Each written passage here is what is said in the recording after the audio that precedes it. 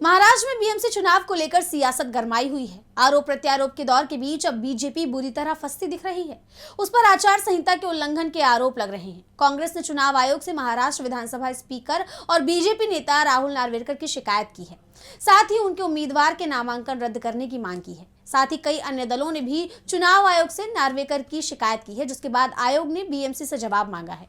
तो क्या है पूरी खबर, जानने के लिए देखिए ये रिपोर्ट। महाराष्ट्र में बीएमसी चुनाव की तैयारियों के बीच कांग्रेस और बीजेपी में ठन गई है। कांग्रेस ने बीजेपी नेताओं पर मॉडल कोड ऑफ कंडक्ट के उल्लंघन के आरोप लगाए हैं, जिसे लेकर पूरे महाराष्ट्र की सियासत में खलबली मच गई। कांग्रेस ने राज्य के मुख्य चुनाव अधिकारी को बाकायदे खत लिखकर अपनी शिकायत दर्ज कराई है। कांग्रेस नेता हर्षवर्धन सपकाल ने इस खत में महाराष्ट्र विधानसभा के स्पीकर राहुल नार्वेकर पर गंभीर आरोप लगाए। उन्होंने कहा कि राहुल नार्वेकर ने चुनाव अधिकारियों पर विपक्षी उम्मीदवारों के नॉमिनेशन फॉर्म को मंजूर न करने का दबाव डाला। मुंबई में बीएमसी चुनाव के लिए आचार संहिता के उल्लंघन के आरोप में राहुल नार्वेकर और उनके समर्थित उम्मीदवारों के खिलाफ कार्रवाई की जानी चाहिए। कांग्रेस ने नार्वेकर की तरफ से समर्थित उम्मीदवारों का नामांकन रद्द करने की मांग की है, तो वहीं आम आदमी पार्टी, रिपब्लिकन, गवई गुट और महाराष्ट्र नवनिर्माण सेना यानी मनसे के उम्मीदवारों ने भी नार्वेकर पर नामांकन प्रक्रिया में बाधा डालने के आरोप लगाए हैं। विपक्षी दलों के 17 से ज्यादा उम्मीदवार नामांकन नहीं कर पाए।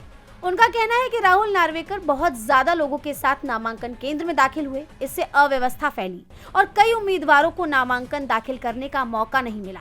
ड्यूटी पर तैनात पुलिस और चुनाव अधिकारियों ने भी उन्हें गुमराह किया। सीसीटीवी फुटेज से इसकी पुष्टि हो सकती है।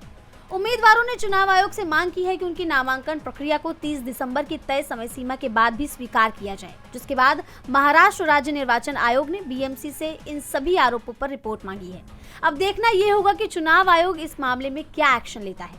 क्या विपक्ष की शिकायतों पर राहुल नार्वेकर और उनके समर्थित उम्मीदवारों के खिलाफ कार्रवाई होगी? क्या इन उम्मीदवारों का नामांकन रद्द होगा? क्या विपक्षी उम्मीदवारों को नामांकन का दूसरा मौका मिलेगा? डीबी लाइव की रिपोर्ट।